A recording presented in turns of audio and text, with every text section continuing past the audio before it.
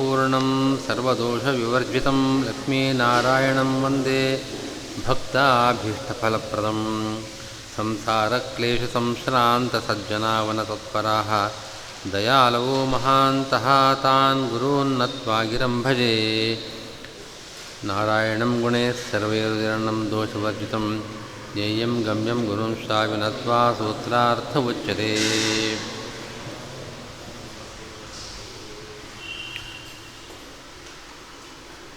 ವಿಷ್ಣುರೇವ ವಿಜಿಜ್ಞಾಸ್ಯಃ ಎಂಬ ಇಷ್ಟು ಪದಗಳಿಂದ ಜಿಜ್ಞಾಸಾಧಿಕರಣದ ಸಾರವನ್ನು ಸಂಗ್ರಹ ಮಾಡಿ ಆಚಾರ್ಯರು ವ್ಯಾಖ್ಯಾನ ಮಾಡಿದ್ದಾರೆ. ಓಂ ಅಥಾತೋ ಬ್ರಹ್ಮಜಿಜ್ಞಾಸ ಓಂ ಎಂಬ ಸೂತ್ರದ ಸಾರ ಎಷ್ಟು ಅಂತಂದರೆ ವಿಷ್ಣುರೇವ ವಿಜಿಜ್ಞಾಸ್ಯಃ. ಇನ್ನು ಮುಂದೆ ಎರಡನೇ ಅಧಿಕರಣ ಓಂ ಜನ್ಮಾದ್ಯಸ್ಯ ಇತಃ ಓಂ, ಇದು ಎರಡನೇ ಅಧಿಕರಣ. ತತ್ವಮಂಜರಿಯಲ್ಲಿ ಈ ವಾಕ್ಯಗಳಿದೆ.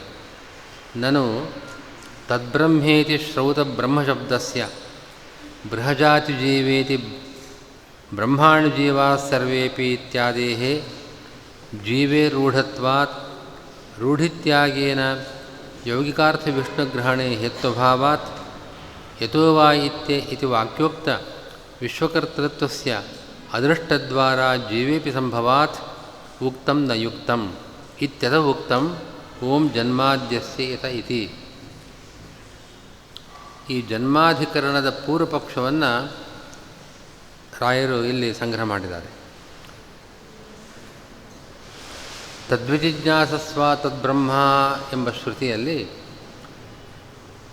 ಬ್ರಹ್ಮ ಅಂತಂದರೆ ವಿಷ್ಣು, ಸಮಸ್ತ ಗುಣ ಸಂಪೂರ್ಣನಾದ ವಿಷ್ಣುವಿನ ಜಿಜ್ಞಾಸೆಯನ್ನು ಮಾಡತಕ್ಕದ್ದು ಬ್ರಹ್ಮವಿಚಾರ ಕರ್ತವ್ಯ ಅಂತ ಸಿದ್ಧಾಂತ ಮಾಡಿದ್ದೀರಿ ಹಿಂದೆ. ಆದರೆ ತದ್ವಿಜಿಜ್ಞಾಸಸ್ವ ತದ್ ಬ್ರಹ್ಮ, ಅದು ಬ್ರಹ್ಮ, ಅದನ್ನು ಜಿಜ್ಞಾಸೆ ಮಾಡು. ನಮಗೆ ಇಡೀ ತೈತ್ರಿಯೋಪನಿಷದ್ದು ವಾಕ್ಯಗಳು ಎಲ್ಲರಿಗೂ ಸಾಮಾನ್ಯ ಪರಿಚಿತವಾಗಿರ್ತದೆ. ಯಥೋ ವಾ ಇಮಾನಿ ಭೂತಾನಿ ಜಾಯಂತೆ ಏನ ಜಾತಾನಿ ಜೀವಂತಿ ಯತ್ ಪ್ರಿಯಂತಿ ಅಭಿಸಂವಿಶಂತಿ ತದ್ ವಿಜಿಜ್ಞಾಸಸ್ವ. ಯಾವುದರಿಂದ ಸೃಷ್ಟಿಯಾದಿ ಕಾರ್ಯಗಳು ನಡೀತಾ ಇದೆಯೋ ಅದನ್ನು ಜಿಜ್ಞಾಸೆ ಮಾಡು, ವಿಚಾರ ಮಾಡು, ಅದು ಬ್ರಹ್ಮ. ಆ ಬ್ರಹ್ಮ ಅಂತಂದರೆ ವಿಷ್ಣುವೇ.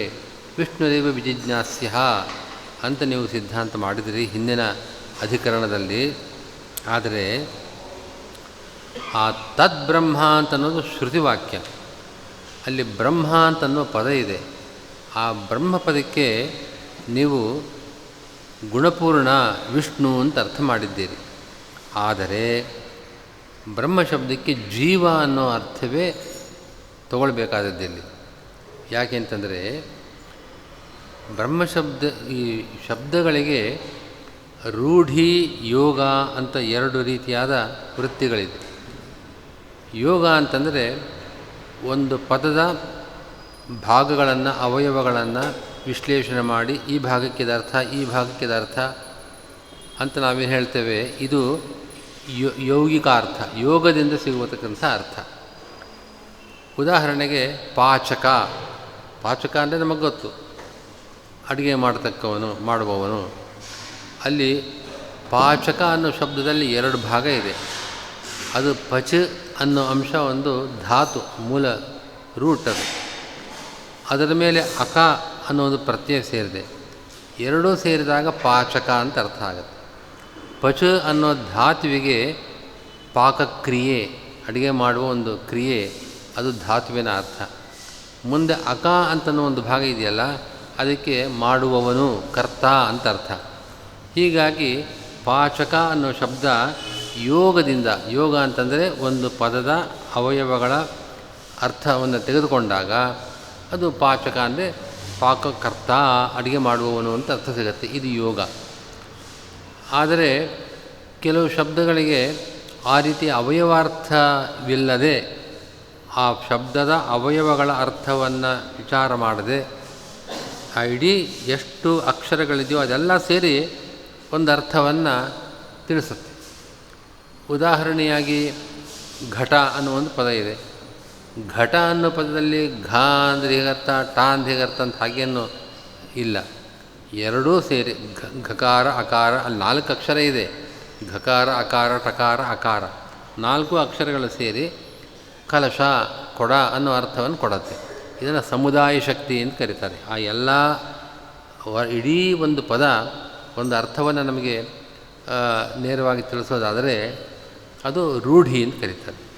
ಹೀಗಾಗಿ ಯೋಗ ರೂಢಿ ಅನ್ನೋದು ಶಬ್ದ ತನ್ನ ಅರ್ಥವನ್ನು ತಿಳಿಸುವ ಒಂದು ವ್ಯಾಪಾರ, ಒಂದು ಕ್ರಿಯೆ.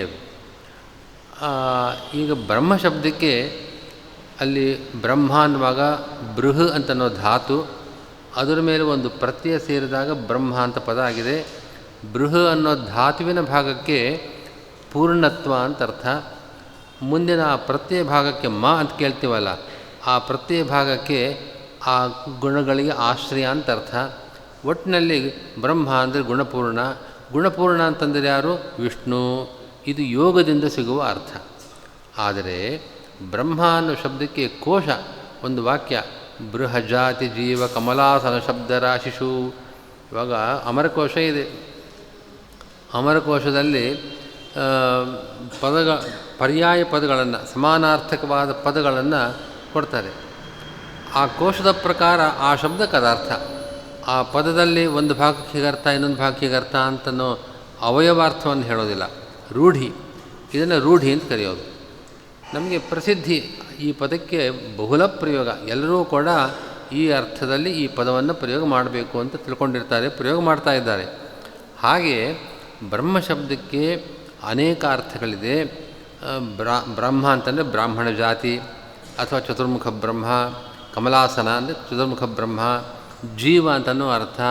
ಆ ಬ್ರಹ್ಮ ಪದದ ರೂಢಿ ಎಲ್ಲಿದೆ ಅಂತ ಹೇಳ್ತಕ್ಕಂಥ ಕೋಶದ ಪ್ರಕಾರ ಜೀವ ಅನ್ನೋ ಅರ್ಥ ಇದೆ. ಅದಕ್ಕೆ ನೀವು ವಿಷ್ಣು ಅಂತನ್ನೋ ಅರ್ಥವನ್ನು ಹೇಳಿದ್ದು ಯೋಗದ ಮೂಲಕ, ರೂಢಿಯ ಮೂಲಕ ಜೀವ ಅನ್ನೋ ಅರ್ಥ ಸಿಗತ್ತೆ. ಈ ಯೋಗ ರೂಢಿ ಇವುಗಳಲ್ಲಿ ಒಂದು ಪದಕ್ಕೆ ನಾವು ಮೊದಲು ಯಾವುದಕ್ಕೆ ಪ್ರಾಶಸ್ತ್ಯ ಕೊಡಬೇಕು ಅಂದರೆ ರೂಢಿಯಿಂದ ಸಿಗತಕ್ಕಂಥ ಅರ್ಥಕ್ಕೆ. ಹಾಗಾಗಿ ನೀವು ತದ್ವಿಜಿಜ್ಞಾಸಸ್ವ ತದ್ಬ್ರಹ್ಮ ಎಂಬ ಶ್ರುತಿಯಲ್ಲಿ ಬ್ರಹ್ಮ ಶಬ್ದಕ್ಕೆ ವಿಷ್ಣು ಅಂತನ್ನೋ ಅರ್ಥವನ್ನು ಮಾಡಿದ್ದು ಅಷ್ಟು ಸರಿಯಲ್ಲ. ಯಾಕೆ ಅಂತಂದರೆ ಅದು ಯೋಗದಿಂದ ಸಿಗುವ ಅರ್ಥ. ಬ್ರಹ್ಮ ಶಬ್ದದ ರೂಢಿ ಇರೋದು ಜೀವನಲ್ಲಿ. ಆದ್ದರಿಂದ ತದ್ವಿಜಿಜ್ಞಾಸಸ್ವ ತದ್ಬ್ರಹ್ಮ ಅಂತನ್ನೋ ಶ್ರುತಿ ಜೀವನನ್ನು ವಿಚಾರ ಮಾಡುವಂತ ಹೇಳ್ತಾ ಇದೆ ಹೊರತು ನೀವು ಹೇಳುವಂತೆ ವಿಷ್ಣುವನ್ನು ವಿಚಾರ ಮಾಡುವಂತ ಆ ಶ್ರುತಿ ಹೇಳ್ತಾ ಇಲ್ಲ. ಬ್ರಹ್ಮ ಶಬ್ದಕ್ಕೆ ಜೀವ ಅನ್ನೋ ಅರ್ಥವಿದೆ ಅನ್ನೋದಕ್ಕೆ ರೂಢಿ ಬೃಹಜಾತ ಜೀವ ಕಮಲಾಸನ ಶಬ್ದರಾಶಿಷು ಅಂತ ಕೋಶದ ವಾಕ್ಯ ಅದು. ಬೃಹ ಅಂದರೆ ಬ್ರಹ್ಮ, ಆ ಶಬ್ದ ಜೀವ, ಜಾತಿ, ಜಾತಿ ಅಂದರೆ ಬ್ರಾಹ್ಮಣ ಜಾತಿ, ಕಮಲಾಸನ, ಶಬ್ದರಾಶಿ ಅಂದರೆ ವೇದ, ಹೀಗೆ ಅನೇಕ ಅರ್ಥಗಳಲ್ಲಿ ರೂಢಿಯನ್ನು ಪಡೆದಿದೆ ಅಂತ ಆ ಕೋಶದ ಅಭಿಪ್ರಾಯ. ಅದಲ್ಲದೆ ಬ್ರಹ್ಮಾಣಿ ಜೀವ ಸರ್ವೇಪಿ, ಇದೊಂದು ಪ್ರಮಾಣ ವಾಕ್ಯ. ಈ ವಾಕ್ಯ ಏನು ಹೇಳ್ತಾ ಇದೆ ಅಂದರೆ ಸರ್ವೇ ಜೀವಾಹ ಬ್ರಹ್ಮಾಣಿ, ಎಲ್ಲ ಜೀವರಿಗೂ ಬ್ರಹ್ಮ ಅಂತ ಹೆಸರು, ಎಲ್ಲ ಜೀವರಿಗೂ ಬ್ರಹ್ಮ ಅಂತ ಹೆಸರು. ಅಂದರೆ ಬ್ರಹ್ಮ ಶಬ್ದಕ್ಕೆ ಜೀವನಲ್ಲಿ ರೂಢಿ ಇದೆ ಅನ್ನೋದಕ್ಕೆ ಈ ಪ್ರಮಾಣ ವಚನವೂ ಕೂಡ ನಮಗೆ ಆಧಾರವಾಗಿದೆ. ಹೀಗಾಗಿ ತದ್ವಿಜಿಜ್ಞಾಸಸ್ವ ತದ್ಬ್ರಹ್ಮ ಎಂಬ ಶ್ರುತಿಯಲ್ಲಿ ಬ್ರಹ್ಮ ಶಬ್ದಕ್ಕೆ ರೂಢಿಯಿಂದ ಸಿಗತಕ್ಕಂಥ ಅರ್ಥವನ್ನು ತೆಗೆದುಕೊಳ್ಳದೆ ನೀವು ಗುಣಪೂರ್ಣ ಅನ್ನೋ ಅರ್ಥವನ್ನು ಮಾಡ್ತಾ ಇದ್ದೀರಿ. ಅದು ಯೋಗದಿಂದ ಸಿಗತಕ್ಕಂಥ ಅರ್ಥ, ಅದು ಸರಿಯಲ್ಲ.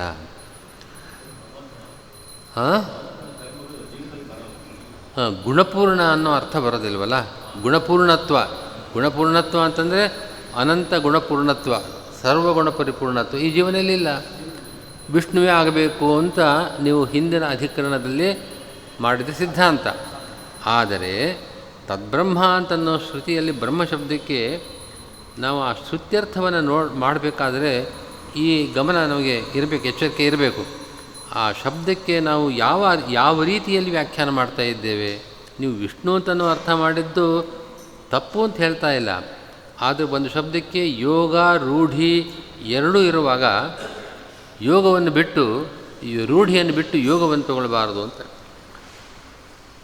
ತಾತ್ಪರ್ಯ ಚಂದ್ರಿಕಾದಲ್ಲಿ ವ್ಯಾಸರಾಯರು ಹೇಳ್ತಾರೆ ಇದೇ ಅಧಿಕರಣದಲ್ಲಿ ಸಂಬಂಧಪಟ್ಟಂತೆ.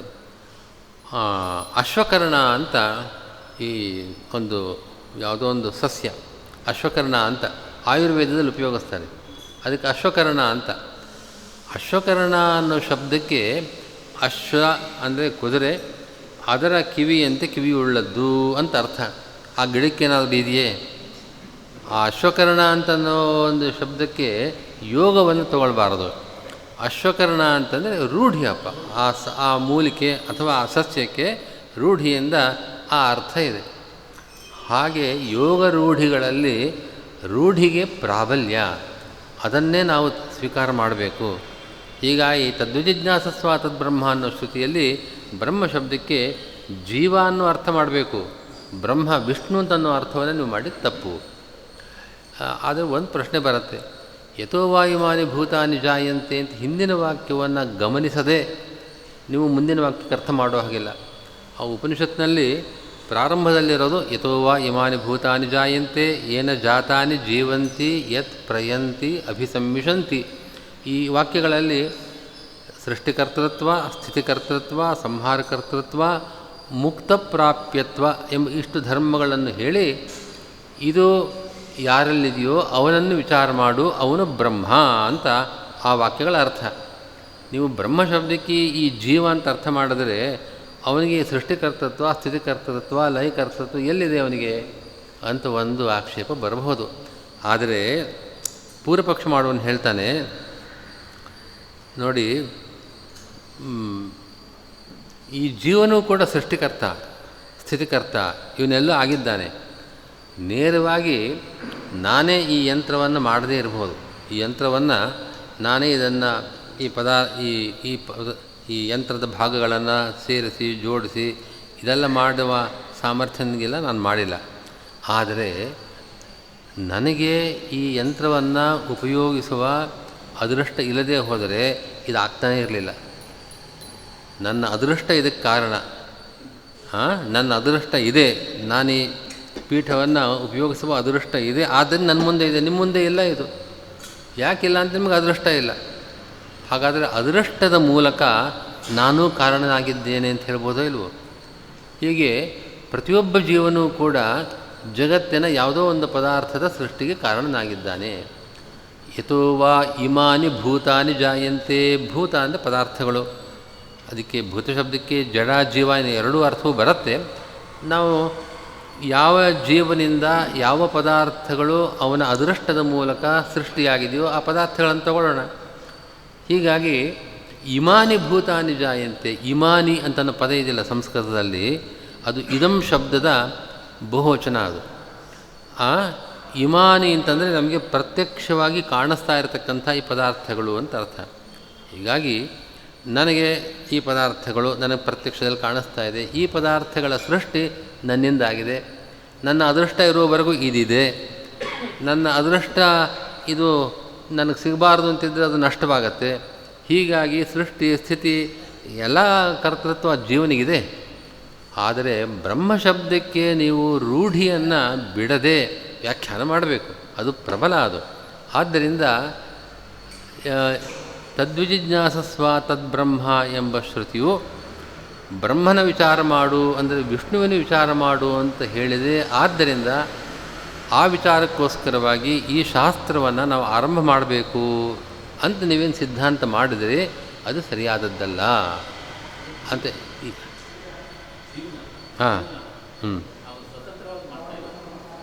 ಯಾರು ಬೇಕಾಗಿಲ್ಲ ಅಂದರೆ ನೀವು ಬ್ರಹ್ಮ ಶಬ್ದಕ್ಕೆ ಜೀವಪರವಾಗಿ ಅರ್ಥವನ್ನು ಮಾಡಲೇಬೇಕು ಅಂತ ಆದಮೇಲೆ ನಾವು ಒಟ್ಟು ವಾಕ್ಯಕ್ಕೆ ಅರ್ಥ ಹೇಳಲಿಕ್ಕೆ ಬರುತ್ತೆ. ವಾಕ್ಯ ಅಸಂಬದ್ಧ ಅಂತ ಆಗೋದಿಲ್ಲ. ಉಪನಿಷದ್ ವಾಕ್ಯ ಪ್ರಮಾಣವೇ, ಅದಕ್ಕೊಂದು ಅರ್ಥ ಹೇಳಬೇಕು. ಅರ್ಥ ಹೇಳ್ತೇವೆ. ಯಥೋ ಮಾನುಭೂತಾನಿ ಜಾಯಂತೆ ಎಲ್ಲ ವಾಕ್ಯಗಳಿಗೂ ನಾವು ಸುಸಂಗತವಾಗಿ ಅರ್ಥ ಹೇಳಿ ಆ ಬ್ರಹ್ಮ ಅಂದರೆ ಜೀವನ ವಿಚಾರ ಮಾಡು ಅಂತ ಈ ರೀತಿ ವ್ಯಾಖ್ಯಾನ ಮಾಡ್ಬೋದು.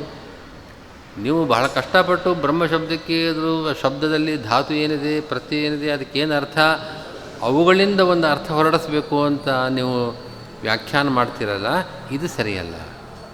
ಇದಿಷ್ಟು ಆಕ್ಷೇಪ. ಈ ಆಕ್ಷೇಪದ ಪರಿಹಾರಕ್ಕೋಸ್ಕರವಾಗಿ ವ್ಯಾಸರು ವೇದವ್ಯಾಸರು ಓಂ ಜನ್ಮಾದ್ಯಸ್ಯೈತಃ ಓಂ ಅನ್ನೋ ಸೂತ್ರವನ್ನು, ಎರಡನೇ ಸೂತ್ರವನ್ನು ಒಂದೇ ಸೂತ್ರ ಇಲ್ಲಿ ಈ ಅಧಿಕರಣದಲ್ಲಿ ಆ ಸೂತ್ರವನ್ನು ರಚನೆ ಮಾಡಿದ್ದಾರೆ. ತತ್ವಮಂಜರಿಯಲ್ಲಿ ತದರ್ಥಮಾಹ ಸರ್ವಕರ್ತೇತಿ, ಈ ಸೂತ್ರದ ಅರ್ಥವನ್ನು ಆಚಾರ್ಯರು ಅಣುಭಾಷ್ಯದಲ್ಲಿ ಸರ್ವಕರ್ತ ಅನ್ನೋ ಪದದಿಂದ ತಿಳಿಸ್ತಾ ಇದ್ದಾರೆ. ವಿಷ್ಣುರೇವ ವಿಜಿಜ್ಞಾಸ್ಯ ಸರ್ವಕರ್ತ ಅಂತ ಅಣುಭಾಷ್ಯ ಇರೋದು. ಆ ಸರ್ವಕರ್ತ ಎಂಬ ಈ ಪದ ಅದು ಈ ಎರಡನೇ ಅಧಿಕರಣದ ವ್ಯಾಖ್ಯಾನ ರೂಪವಾಗಿದೆ. ವಿಷ್ಣುರೇವ ಇತಿ ವರ್ತತೆ ಸರ್ವೇತಿ ತಂತ್ರಂ ಆವೃತ್ತಿರ್ವಾ ಸರ್ವಸ್ಯ ಚಿದಚಿದಾಖ್ಯ ವಿಶ್ವಸ್ಯ ಸರ್ವಸ್ಯ ಜನ್ಮಾದ್ಯಷ್ಟಕಸ್ಯ ಯಥಾಯೋಗಂ ಕರ್ತ ವಿಷ್ಣುರೇವ ನ ರೂಢೋ ಜೀವ ಇತ್ಯರ್ಥಃ. ಯತೋ ವಾಯುಮಾನೀತಿ ಪೂರ್ವವಾಕ್ಯೋಕ್ತ ಅಸಂಕುಚಿತ ಸರ್ವಸಂಬಂಧಿ ಜನ್ಮಸ್ಥಿತ್ಯಾದಿ ಮುಖ್ಯಕರ್ತೃತ್ವರೂಪಾತ್ ಬಾಧಕಾತ್ ತದ್ಬ್ರಹ್ಮೇತಿ ಶ್ರುತೌ ಬ್ರಹ್ಮಶಬ್ದೇನ ರೂಢಿತ್ಯಾಗೇನ ಯೌಗಿಕಾರ್ಥ ವಿಷ್ಣುಗ್ರಹಣೋಪಪತ್ತೇಃ ಉಕ್ತಂ ಯುಕ್ತಂ ಇತಿ ಭಾವಃ. ಸರ್ವಕರ್ತ ಅಂತಿಷ್ಟೇ ಇರೋದಲ್ಲಿ ಅಣುಭಾಷ್ಯದಲ್ಲಿ. ವಿಷ್ಣುರೇವ ವಿಜಿಜ್ಞಾಸ್ಯ ಅಂತ ಹಿಂದಿನ ವಾಕ್ಯ. ಅಲ್ಲಿ ವಿಷ್ಣು ಅನ್ನೋ ಪದವನ್ನು ನಾವು ಇಲ್ಲಿಗೆ ಸೇರಿಸ್ಕೊಳ್ಬೇಕು. ವಿಷ್ಣು ಸರ್ವಕರ್ತ, ಏವ ಅನ್ನೋ ಪದವನ್ನು ಸೇರಿಸ್ಕೊಳ್ಬೇಕು. ವಿಷ್ಣುರೇವ ಸರ್ವಕರ್ತ, ವಿಷ್ಣುರೇವ ವಿಜಿಜ್ಞಾಸ್ಯ ಅಂತಿತ್ತು. ಅಲ್ಲಿ ವಿಷ್ಣುರೇವ ಅನ್ನೋ ಪದಗಳನ್ನು ನಾವು ಇಲ್ಲಿಗೆ ಜೋಡಿಸ್ಕೊಂಡಾಗ ವಿಷ್ಣುರೇವ ಸರ್ವಕರ್ತ ಅಂತ ಸಿಗತ್ತೆ. ಸರ್ವಕರ್ತ ಅನ್ನೋ ಪದ ಇದರಲ್ಲಿ ಸರ್ವ ಅಂತನ್ನೋ ಒಂದು ಭಾಗ ಇದೆಯಲ್ಲ, ಅದನ್ನು ಎರಡಾಗಿ ಮಾಡಿಕೊಳ್ಬೇಕು. ಇದನ್ನು ತಂತ್ರ ಅಂತ ಕರೀತಾರೆ. ಒಂದು ಸರ್ತಿ ಉಚ್ಚಾರ ಮಾಡಿದ್ದನ್ನು ಎರಡು ಸರ್ತಿ ಅದನ್ನು ಅನುಸಂಧಾನ ಮಾಡಿಕೊಳ್ಳತಕ್ಕಂಥ ಒಂದು ಕ್ರಮ ಇದೆ. ಅದನ್ನು ತಂತ್ರ ಅಂತ ಕರೀತಾರೆ. ಆ ತಂತ್ರದಿಂದ ನಮಗೆ ಸರ್ವ ಅನ್ನೋದು ಎರಡು ಪದಗಳು ಸಿಗತ್ತೆ. ಅಥವಾ ಆವೃತ್ತಿ ಅಂದರೆ ಆ ಪದವನ್ನು ರಿಪೀಟ್ ಪುನಃ ಹೇಳೋದು, ಹಾಗೆ ಮಾಡುವ ಮೂಲಕವೂ ಕೂಡ ನಾವು ಎರಡು ಸರ್ವ ಪದಗಳನ್ನು ಇಲ್ಲಿ ಪಡೆಯಬಹುದು. ಇಲ್ಲಿ ಸರ್ವಕರ್ತ ಅಂದರೆ ಸರ್ವಸ್ಯ ಕರ್ತ, ಸರ್ವಸ್ಯ ಅಂದರೆ ಸಮಸ್ತದ ಕರ್ತ. ಈ ಸರ್ವಸ್ಯ ಅನ್ನೋ ಪದವನ್ನು ನಾವು ಎರಡು ಮಾಡಿಕೊಂಡಾಗ ಸರ್ವಸ್ಯ ಸರ್ವಸ್ಯ ಕರ್ತ ಅಂತ ಸಿಗತ್ತೆ. ಒಂದು ಸರ್ವಸ್ಯ, ಸರ್ವಸ್ಯ ಅಂತಂದರೆ ಎಲ್ಲದರ, ಸಮಸ್ತದ. ಅದಕ್ಕೆ ಚಿದಚಿದಾಖ್ಯ ವಿಶ್ವಸ್ಯ, ಚೇತನಾತ್ಮಕವಾದ ಸಮಸ್ತ ವಿಶ್ವದ ಅಂತ ಒಂದಕ್ಕರ್ಥ ಸರ್ವಸ್ಯ. ಮೊದಲನೇ ಸರ್ವಸ್ಯ ಅನ್ನೋ ಪದಕ್ಕೆ. ಇನ್ನೊಂದು ಸರ್ವಸ್ಯ ಅನ್ನೋ ಪದಕ್ಕೆ ಎಲ್ಲದರ ಅಂತಂದರೆ ಈ ಚೇತನಾತ್ಮಕವಾದ ಸಮಸ್ತ ವಿಶ್ವದ ಎಲ್ಲ ಅಂತಂದರೆ ಸೃಷ್ಟಿ ಸ್ಥಿತಿ ಲಯ ನಿಯಮನ ಜ್ಞಾನ ಅಜ್ಞಾನ ಬಂಧ ಮೋಕ್ಷ ಇವೆಲ್ಲದರ ಸರ್ವಸ್ಯ ಸರ್ವಸ್ಯ ಚೇತನಾತ್ಮಕವಾದ ಸಮಸ್ತ ಜಗತ್ತಿನ ಸೃಷ್ಟ್ಯಾದಿ ಸಕಲಗಳ ಕರ್ತ ಸರ್ವಕರ್ತ ಅನ್ನೋ ಶಬ್ದಕ್ಕೆ ಹೀಗೆ ಅರ್ಥ. ಭಾಷ್ಯದಲ್ಲಿ ಸರ್ವಕರ್ತ ಅನ್ನೋ ಪದಕ್ಕೆ ಎಲ್ಲದರ ಕರ್ತ ಅಂತಿಷ್ಟೇ ಇದೆ. ಸರ್ವಸ್ಯ ಸರ್ವಸ್ಯ ಕರ್ತ, ಸರ್ವಸ್ಯ ಚೇತನಾತ್ಮಕವಾದ ಸಮಸ್ತ ಜಗತ್ತಿನ ಸರ್ವಸ್ಯ ಸೃಷ್ಟಿ ಸ್ಥಿತಿ ಮೊದಲಾದ ಎಲ್ಲದರ ಕರ್ತ ಯಾರು? ವಿಷ್ಣುರೇವ. ಅಂದರೆ ನೀವು ನಮಗೆಲ್ಲೂ ಕಣ್ಣಿಗೆ ಕಾಣುವ 4 ಪದಾರ್ಥಗಳ ಕರ್ತ ಜೀವ ಆಗಿದ್ದಾನೆ, ಅದು ಅದೃಷ್ಟದ ಮೂಲಕ. ಇದು ಮುಖ್ಯ ಕರ್ತೃತ್ವ ಅಲ್ಲ. ಮುಖ್ಯ ದೃಷ್ಟಿಯಿಂದ ನಾನು ಕರ್ತ ಅಂತ ಹೇಳೋಕ್ಕಾಗಲ್ಲ. ನಾನು ಮಾಡಿದ್ದಲ್ಲ, ಇದನ್ನು ನಾನೇ ಈ ಪದಾರ್ಥಗಳನ್ನು ತಂದು ಮಾಡಿಲ್ಲ. ಆ ಪದಾರ್ಥಗಳ ಮೂಲ ಪದಾರ್ಥಗಳ ಸೃಷ್ಟಿಯನ್ನು ಮಾಡಿಲ್ಲ ನಾನು. ಈ ಯಂತ್ರದ ಭಾಗಗಳಿದೆ, ಆ ಭಾಗಗಳನ್ನು ತಂದು ಸೇರಿಸ್ಬೋದು, ಆದರೆ ಆ ಭಾಗಗಳು ಮಾಡಿದವನು ನಾನಲ್ಲ. ಎಷ್ಟೇ ಹೋದರೂ ಕೂಡ ನಾನು ಅದೃಷ್ಟದ ಮೂಲಕ ಈ ಪದಾರ್ಥವನ್ನು ಸೃಷ್ಟಿ ಮಾಡಿದ್ದೇನೆ ಅನ್ನೋ ಪದ ಬಹಳ ಬಹಳ ಅಮುಖ್ಯ ದೃಷ್ಟಿ, ಗೌಣ ದೃಷ್ಟಿಯಿಂದ ಹೇಳ್ಬೋದು ಅಷ್ಟೇ. ಮುಖ್ಯವಾಗಿ ನಾನು ಈ ಪದಾರ್ಥವನ್ನು ಮಾಡಿದ್ದೇನೆ ಅಂತ ಹೇಳತಕ್ಕಂಥ ಆ ಕರ್ತೃತ್ವ ಇಲ್ಲ, ಜೀವನಿಗಿಲ್ಲ. ಅದರಲ್ಲೂ ಕೂಡ ಈ ಪದಾರ್ಥದ ಸೃಷ್ಟಿ ಸ್ಥಿತಿ ಲಯ ನಿಯಮನ ಚೇತನರನ್ನು ತಗೊಂಡಾಗ ಅವರಿಗೆ ಜ್ಞಾನ ಅಜ್ಞಾನ, ಅವರ ಬಂಧ, ಅವರ ಮೋಕ್ಷ ಇದೆಲ್ಲದರ ಕರ್ತೃತ್ವ ಸುತರಾಂ ಇರೋಕ್ಕೆ ಸಾಧ್ಯವಿಲ್ಲ. ಆದ್ದರಿಂದ ಇಲ್ಲಿ ಸರ್ವಸ್ಯ ಕರ್ತ ಜೀವ ಅಲ್ವಲ್ಲ, ಆಗೋಕ್ಕೆ ಸಾಧ್ಯವಿಲ್ವಲ್ಲ. ಬ್ರಹ್ಮಶಬ್ದಕ್ಕೆ ರೂಢಿಯನ್ನು ಇಟ್ಕೊಳ್ಬೇಕು. ಯಾವುದೇ ಒಂದು ಪದಕ್ಕೆ ಒಂದು ವಾಕ್ಯದಲ್ಲಿ ರೂಢಿಯಿಂದ ಸಿಗುವ ಅರ್ಥವನ್ನು ತಗೊಳ್ಬೇಕು, ಇದು ಸರಿಯೇ. ಆದರೆ ಆ ವಾಕ್ಯದಲ್ಲಿ ಪ್ರಬಲವಾದ ಬಾಧಕವಿದ್ದರೆ, ರೂಢಿಯಿಂದ ತೆಗೆದುಕೊಳ್ಬೇಕಾದ ಅರ್ಥಕ್ಕೆ ಪ್ರಬಲವಾದ ಬಾಧಕವಿದ್ದಾಗ ಆ ರೂಢಿಯನ್ನು ಬಿಟ್ಟು ನಾವು ಯೋಗದಿಂದ ಸಿಗುವ ಅರ್ಥವನ್ನು, ಎಷ್ಟೋ ಸಂದರ್ಭಗಳಲ್ಲಿ ರೂಢಿ ಯೋಗಗಳಿಗಿಂತ ಇನ್ನೊಂದು ಒಂದು ಶಬ್ದ ತನ್ನ ಅರ್ಥವನ್ನು ತಿಳಿಸುವ ರೀತಿ ಇದೆ. ಅದನ್ನು ಲಕ್ಷಣ ಅಂತ ಕರೀತಾರೆ, ಅಥವಾ ಗೌಣಿ ಅಂತ ಕರೀತಾರೆ.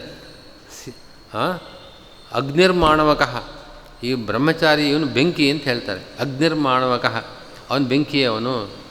ಬೆಂಕಿ ಅಲ್ಲ, ಮಾಣವಕ ಅಂದರೆ ಈ ಬ್ರಹ್ಮಚಾರಿ ಅವನು ಅಗ್ನಿ ಅಲ್ಲ, ಅಗ್ನಿ ಅಂತ ಹೇಳ್ತಾ ಇದ್ದಾರೆ. ಯಾಕೆ ಅಂತಂದರೆ ಅಗ್ನಿ ಹೇಗೆ ತೇಜಸ್ಸು, ಒಳ್ಳೆ ತೇಜಸ್ವಿ ಆಗಿರುತ್ತೆ ಅಗ್ನಿ. ತೇಜಸ್ಸು ಅನ್ನೋದು ಅಗ್ನಿಯ ಗುಣ. ಅಂಥ ಒಂದು ಗುಣ ಈ ಮಾನವಕನಲ್ಲಿದೆ. ಒಂದು ಗುಣ, ಎರಡು ಪದಾರ್ಥಗಳನ್ನು ನಾವು ಹೋಲಿಕೆ ಮಾಡಿದಾಗ ಒಂದರಲ್ಲಿರುವ ಗುಣ ಮತ್ತೊಂದರಲ್ಲಿ ಕಂಡ ಪಕ್ಷದಲ್ಲಿ ಅದು ಅಗ್ನಿಯಂತೆ ತೇಜಸ್ವಿಯಾದ ಕಾರಣ ಇವನು ಅಗ್ನಿ ಅಂತ ಪ್ರಯೋಗ ಮಾಡಿದ್ದು. ಇದನ್ನು ಗೌಣಿ ವೃತ್ತಿ ಅಂತ ಕರೀತಾರೆ. ಇನ್ನೊಂದು ಲಕ್ಷಣಾವೃತ್ತಿ ಅಂತ ಒಂದಿದೆ. ಲಕ್ಷಣಾವೃತ್ತಿ ಅಂತ ಉದಾಹರಣೆಯಾಗಿ ಎಲ್ಲರೂ ಕೇಳಿರೋ, ಪ್ರಾಯಶಃ ಶಾಸ್ತ್ರಪಾಠ ಕೇಳಿರೋರು ಗಂಗಾಯಾಮ್ ಘೋಷಃ ಅನ್ನೋ ವಾಕ್ಯವನ್ನು ಕೇಳ್ತೀರಿ. ಘೋಷ ಅಂತಂದರೆ ಹಳ್ಳಿ, ಗೊಲ್ಲರ ಹಳ್ಳಿ. ಗಂಗೆಯಲ್ಲಿ ಆ ಘೋಷವಿದೆ, ಗಂಗಾ ಪ್ರವಾಹದಲ್ಲಿರೋಕ್ಕೆ ಸಾಧ್ಯವೇ? ಆದ್ದರಿಂದ ಘೋಷ ಅನ್ನೋ ಪದಕ್ಕೆ, ಗಂಗಾ ಅನ್ನೋ ಪದಕ್ಕೆ ಗಂಗಾ ನದಿ ಅಂತ ಅರ್ಥ ಅಲ್ಲ, ಗಂಗಾ ನದಿಯ ತೀರದಲ್ಲೇ ಇದೆ, ಗಂಗೆಯಲ್ಲೇ ಇದೆ ಅದು ಅಂತಂದರೆ ಗಂಗಾ ನದಿ ತೀರದಲ್ಲಿದೆ. ಆ ಪದದ ಮುಖ್ಯಾರ್ಥವನ್ನು ಬಿಟ್ಟು ನಾವು ಬೇರೆ ಅರ್ಥವನ್ನು, ಪ್ರೈಮರಿ ಮೀನಿಂಗ್ ಅದನ್ನು ಬಿಟ್ಟು ಸೆಕೆಂಡರಿ ಮೀನಿಂಗ್ ತಗೊಳ್ತೇವೆ. ಇದನ್ನು ಲಕ್ಷಣ ಅಂತ ಕರೀತಾರೆ. ಹೀಗೆ ಶಬ್ದಗಳು ತಮ್ಮ ಅರ್ಥವನ್ನು ತಿಳಿಸುವ ಕ್ರಮಗಳು ನಾನಾ ರೀತಿ ಇದೆ. ಆದರೆ ಆ ವಾಕ್ಯದಲ್ಲಿ ಮುಖ್ಯಾರ್ಥವನ್ನು ತಗೊಳ್ಬೇಕು ಅನ್ನೋದೇ ಸರಿ. ಆ ಮುಖ್ಯಾರ್ಥವನ್ನು ತಗೊಳ್ಳೋದಕ್ಕೆ ತೊಂದರೆಗಳಿದ್ದರೆ, ಬಾಧಕಗಳಿದ್ದರೆ ಅದನ್ನು ಬಿಟ್ಟು ಬೇರೆ ಅರ್ಥವನ್ನು ತೆಗೆದುಕೊಳ್ಬೇಕಾದ ರೀತಿ ಅದು ಶಾಸ್ತ್ರಕಾರರು ಒಪ್ಪಿರತಕ್ಕಂಥದ್ದು. ಆದ್ದರಿಂದ ಯಥೋವಾಯುಮಾನಿ ಎಂಬ ಈ ವಾಕ್ಯಗಳಲ್ಲಿ ಅಲ್ಲಿ ನೀವು ಸಂಕೋಚ ಮಾಡೋಕ್ಕೆ ಕಾರಣ ಇಲ್ಲ. ಇನ್ನು ನಾಲ್ಕು ಮೂರೇ ಪದಾರ್ಥಗಳಿಗೆ ಸೃಷ್ಟಿಕರ್ತ ಆಗಿದ್ದಾನೆ, ಅದು ಕೂಡ ಅದೃಷ್ಟದ ಮೂಲಕ, ಹೀಗೆಲ್ಲ ಸಂಕೋಚ ಮಾಡೋಕ್ಕೆ ಸಾಧ್ಯವಿಲ್ಲ. ಅಸಂಕುಚಿತವಾಗಿ ಸರ್ವಕರ್ತೃತ್ವವನ್ನು ಯಥೋವಾಯುಮಾನಿ ಭೂತಾನಿ ಜಾಯಂತೆ, ಬರೀ ಜನ್ಮ ಅಲ್ಲ, ಸ್ಥಿತಿ ಲಯ ಮೊದಲಾದ ಸರ್ವಕರ್ತೃತ್ವವನ್ನು ಆ ವಾಕ್ಯ ಹೇಳ್ತಾ ಇದೆ. ಅದು ಬ್ರಹ್ಮಶಬ್ದಕ್ಕೆ ನೀವು ಜೀವ ಅನ್ನೋ ಅರ್ಥ ಇಟ್ಕೊಂಡ್ರೆ ಅಸಂಗತವಾಗತ್ತೆ ವಾಕ್ಯ. ಆದ್ದರಿಂದ ಆ ಯೌಗಿಕ ಅರ್ಥವನ್ನು ಬಿಟ್ಟು ರೂಢಿಯ ಅರ್ಥವನ್ನೇ ತಗೊಳ್ಬೇಕು ಅನ್ನೋ ಆಗ್ರಹ ಮಾಡದೆ, ಆ ರೂಢಿಯ ಅರ್ಥವನ್ನು ಬಿಟ್ಟು, ಜೀವ ಅನ್ನೋ ಅರ್ಥವನ್ನು ಬಿಟ್ಟು ವಿಷ್ಣು ಗುಣಪೂರ್ಣ ಎಂಬ ಅರ್ಥವನ್ನೇ ತೆಗೆದುಕೊಳ್ಳಬೇಕು ಅಂತ ಸಿದ್ಧಾಂತ. ಹಾಂ,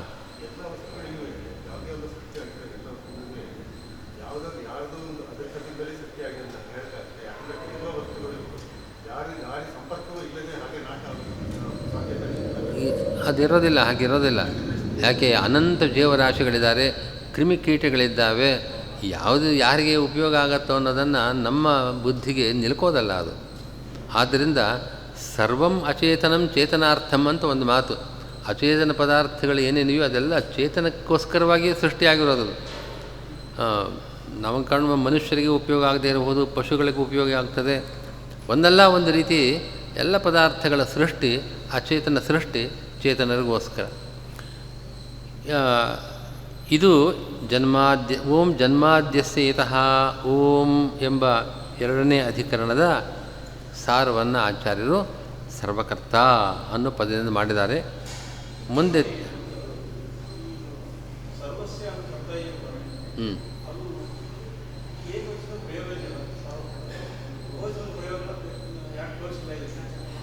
ಅದು ಏಕವಚನದಿಂದಲೇ ನಮಗೆ ಅಷ್ಟೋ ಅರ್ಥ ಸಿಗತ್ತೆ. ಎಲ್ಲದರ ಕರ್ತ. ಈ ಗುಂಪಿದೆ, ಈ ಗುಂಪು ನೋಡಿ, ಈ ಒಂದು ಗುಂಪಿದೆ ಇಲ್ಲಿ.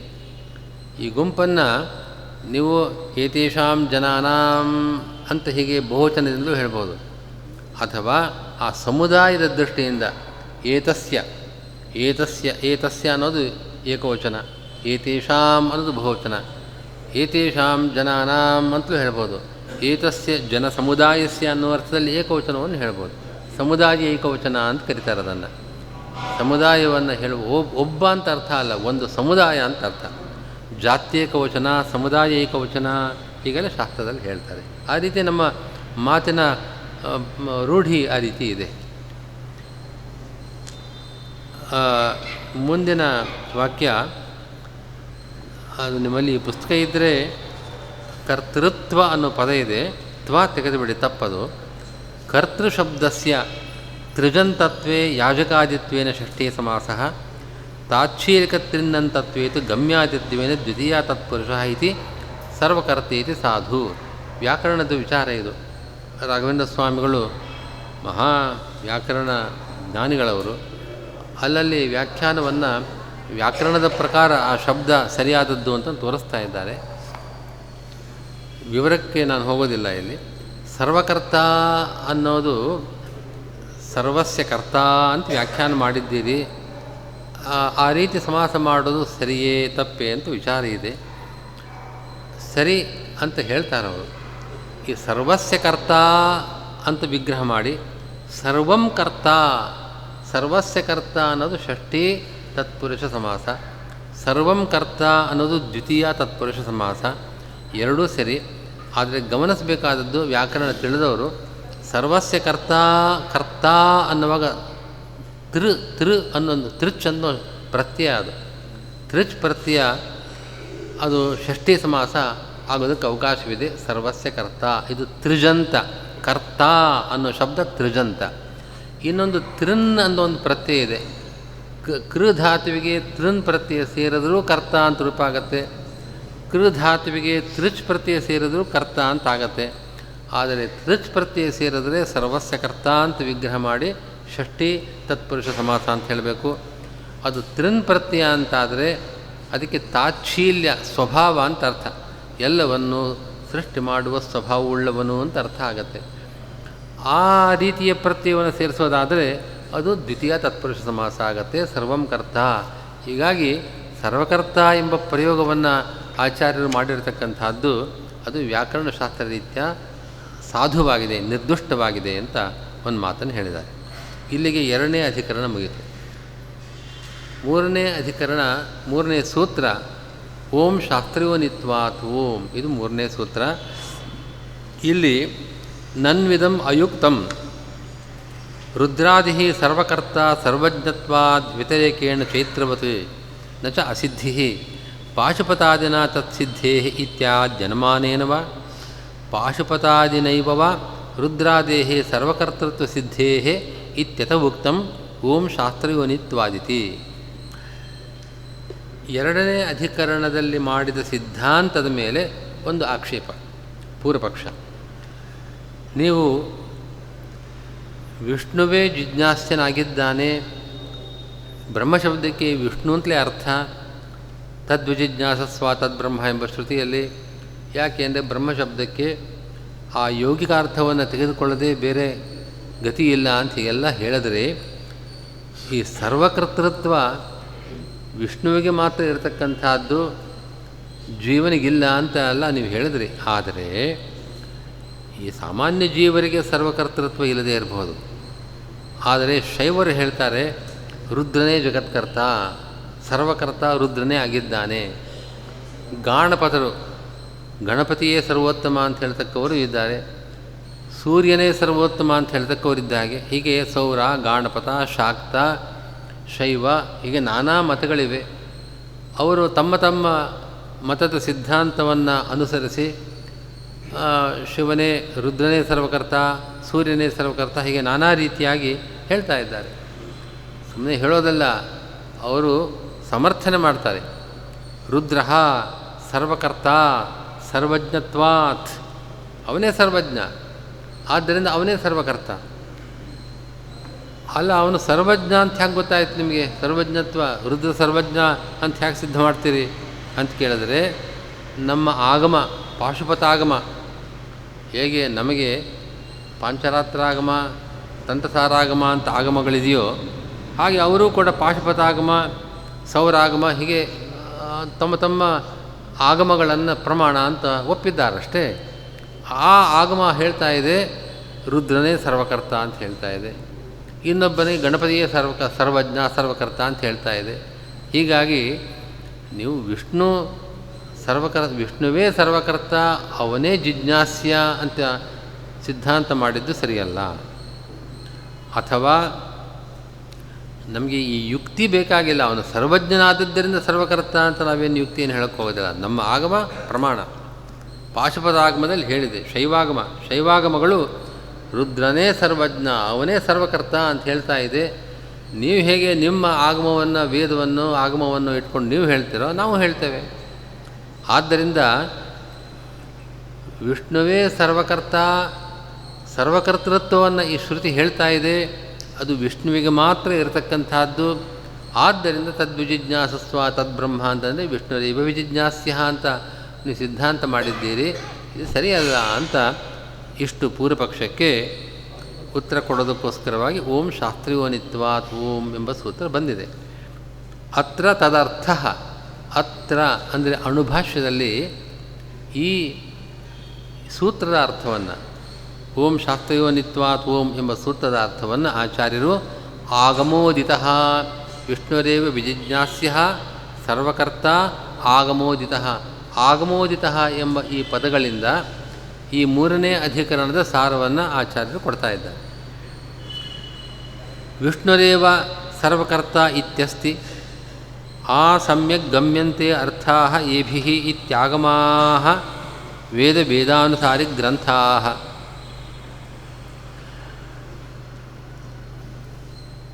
ಆಗಮೋದಿತಃ ಅನ್ನೋ ಇಷ್ಟು ಪದಗಳಿಂದ ನಮಗೆ ಪೂರ್ತಿ ಅರ್ಥ ಸಿಗೋದಿಲ್ಲ.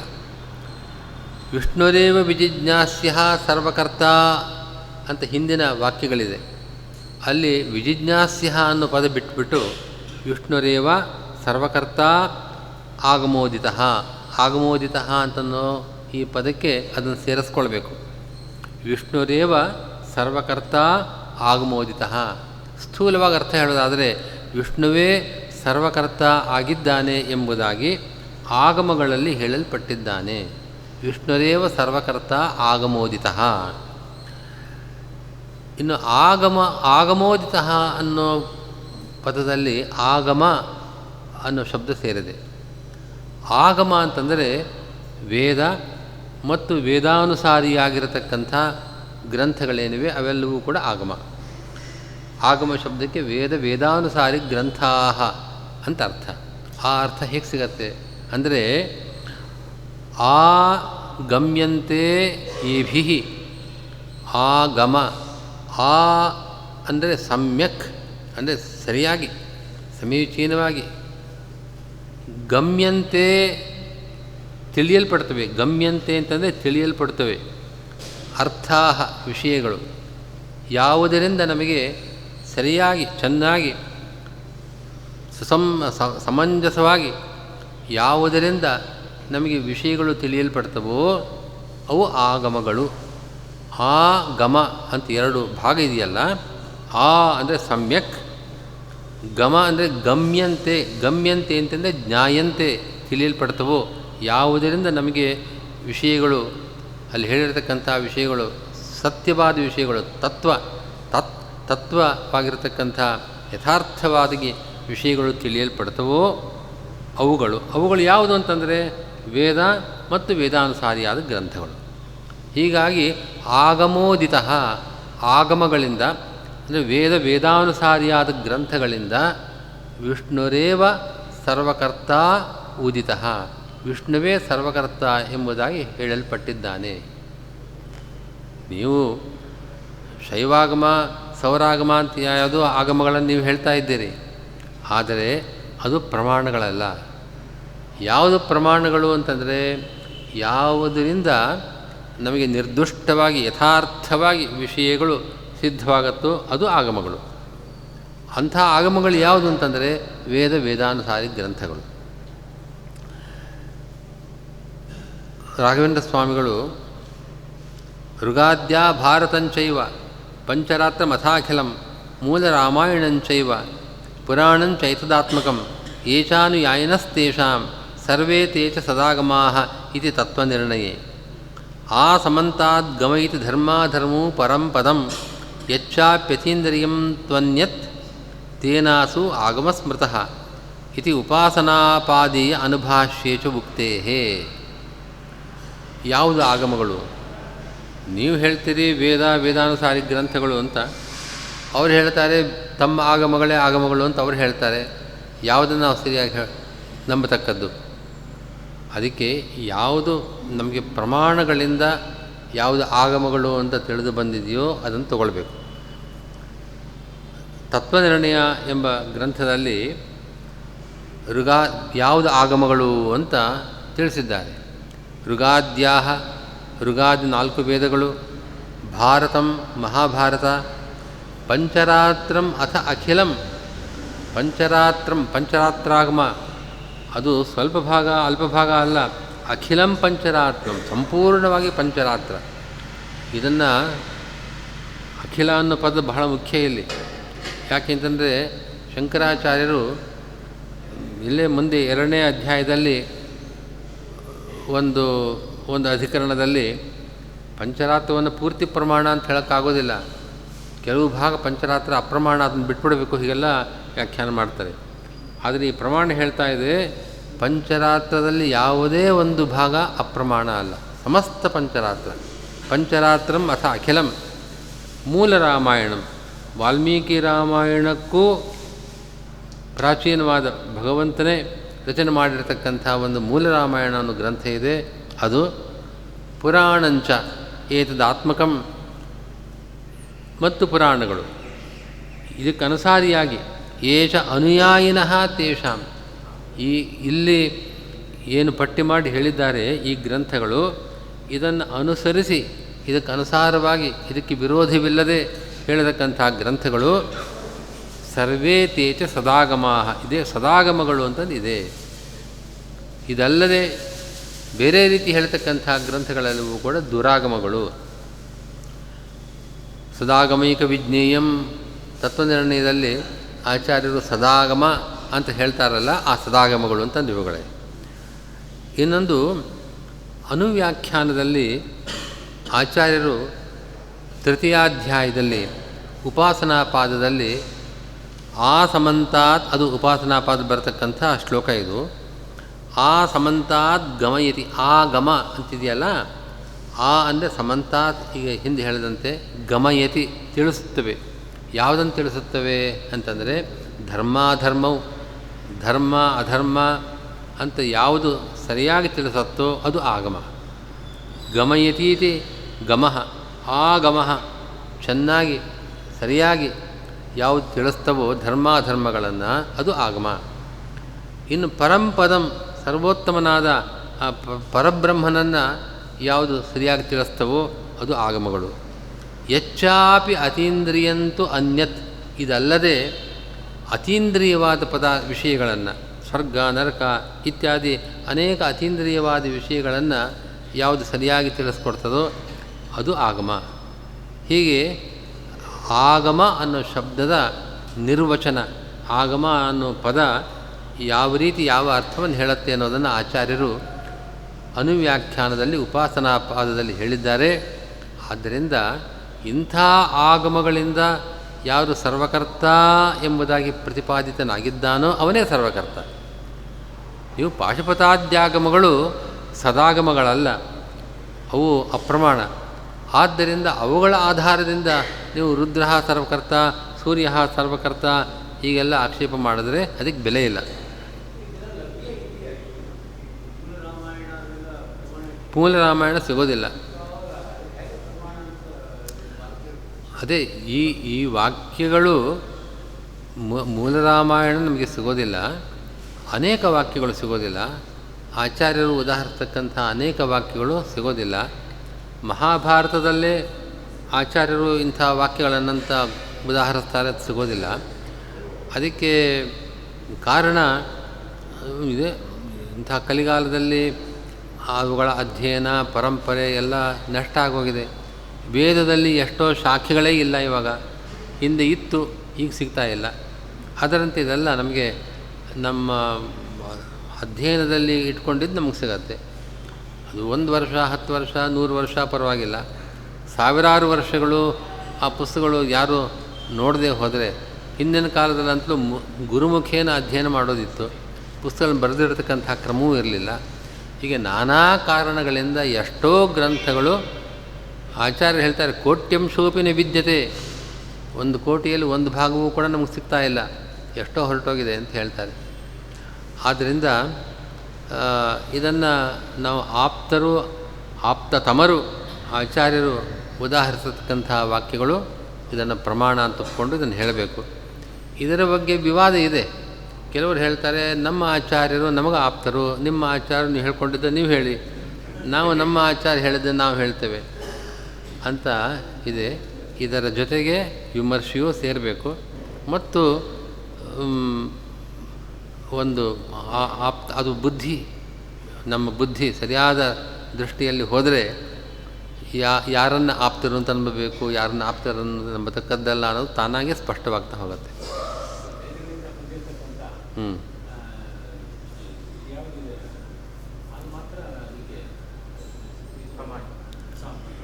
ಹೌದು, ಇದೆಲ್ಲ ವೇದ ಪೌರುಷೇಯ ಗ್ರಂಥಗಳನ್ನು ಯಾವುದು ಪ್ರಮಾಣ ಅಂತ ಹೇಳ್ತಾರೆ ಪಂಚರಾತ್ರಾದಿಗಳು, ಅದು ವೇದಾನುಸಾರಿ ಗ್ರಂಥಗಳೇ.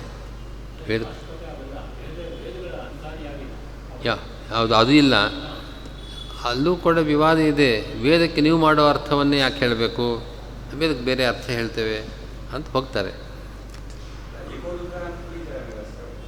ಇದೆ, ನಾನಾ ರೀತಿಯಾಗಿ ಪ್ರಮಾಣಗಳನ್ನು ಅವರು ಹೇಳಕ್ಕೆ ಬರುತ್ತೆ. ಕರಣೆ ಕರ್ತೃತ್ವೋಪಚಾರ ಗೃಹವೃದ್ಧ ನಿಶ್ಚಿಗಮಶ್ಚೇತಿ ಅಕರ್ತರಿ ಅಪ್ರತ್ಯಯ ಸ್ಮರಣಾದಿ ಸುಧೋಕ್ತೇ. ಇದೊಂದು ವ್ಯಾಕರಣ ವಿಷಯ. ಇಲ್ಲಿ ಆಗಮಗಳಿಂದ ನಮಗೆ ತಿಳಿದು ಬರ್ತಾನೆ. ಆಗಮಗಳು ನಮಗೆ ಜ್ಞಾನ ಬರೋದಕ್ಕೆ ಸಾಧನವಾಗಿದೆ.